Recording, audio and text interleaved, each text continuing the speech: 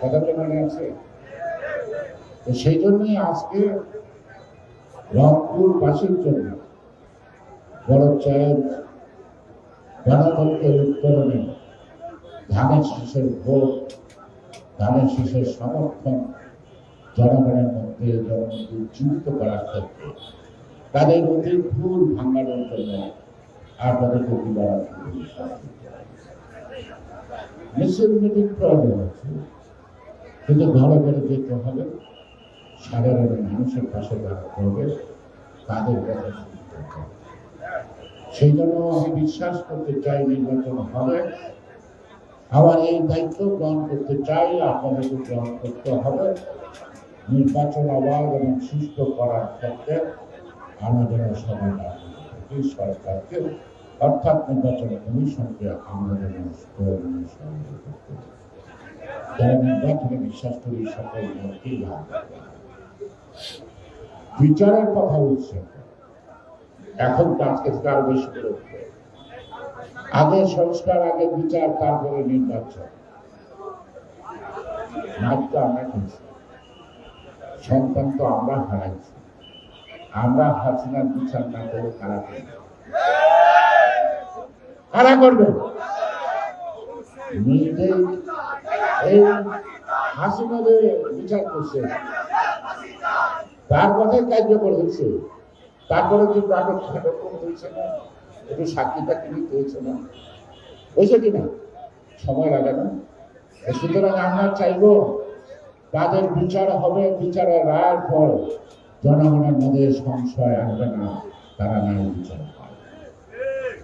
আমরা এরকম বিচার চাই, অর্থাৎ দেশের প্রচলিত আইনে দোষ নির্ধারিত হবে, বিচার হবে, আমাদের ইশারায় না। তাদের যারা বিচারপতি, যারা জজ, তারা বিচার করবেন, তাদের বিবেক এবং আইনের দিকে তাকিয়ে অপরাধ নির্ধারণ করবেন। সুতরাং বিচারটা ওদের হবে কেন? এরা তো সুন্দর হবে না। হাসিনা কি একটা জোট আসল না? 14টা দল ছিল না?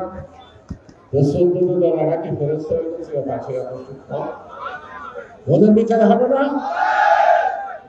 সুতরাং বিচার চলমান প্রক্রিয়া, বিচার হবে, বিচারের মতো নিয়মের মধ্যে নিয়ম হবে, প্রশাসন ভালো আগে। সুতরাং নির্বাচন হলে বিচার করা তো আরো সহজ হবে, ঠিক কিনা? ওরা দেশে আসুক বা না আসুক, অপরাধের বিচার করতে তো কোনো অসুবিধা না আছে। আর একটা জিনিস বলি, আপনাদের আত্মীয় স্বজন কেউ জাতীয় পার্টি, কেউ সেই আত্মীয় স্বজনরা কিন্তু আপনাদেরকে ছেড়ে বসে রাখা যায় না। আপনাদেরকে মারতে কিন্তু দ্বিধাবোধ করে নাই, আপনাদেরকে নির্যাতন করতে কিন্তু দ্বিধাবোধ করেন নাই।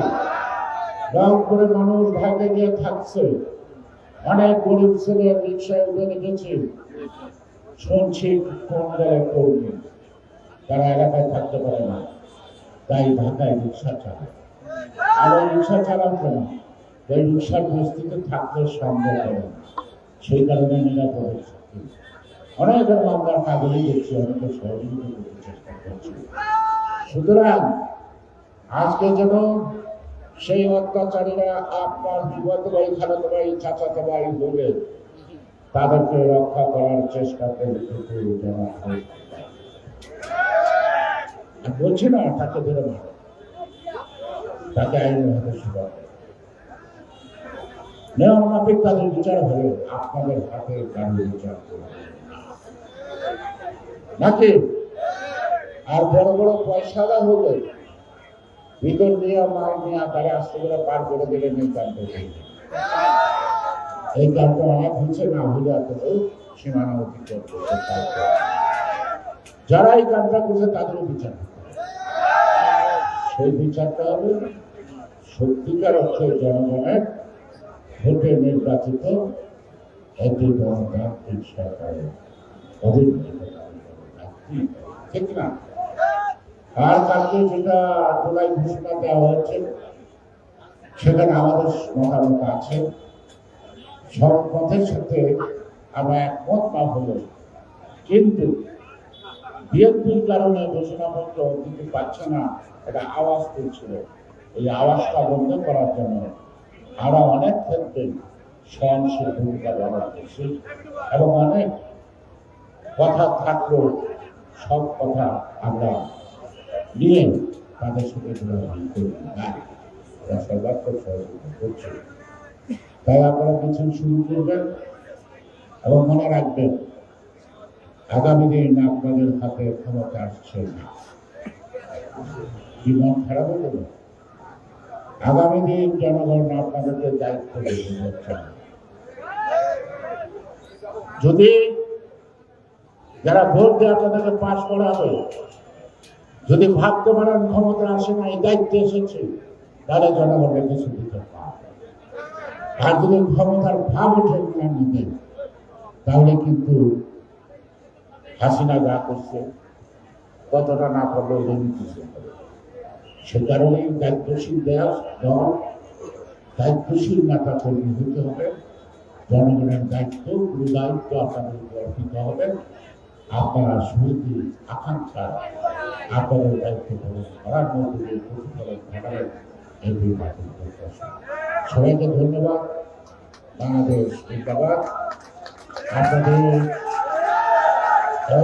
সন্তানার মায়ের কান্না সেই কারিগর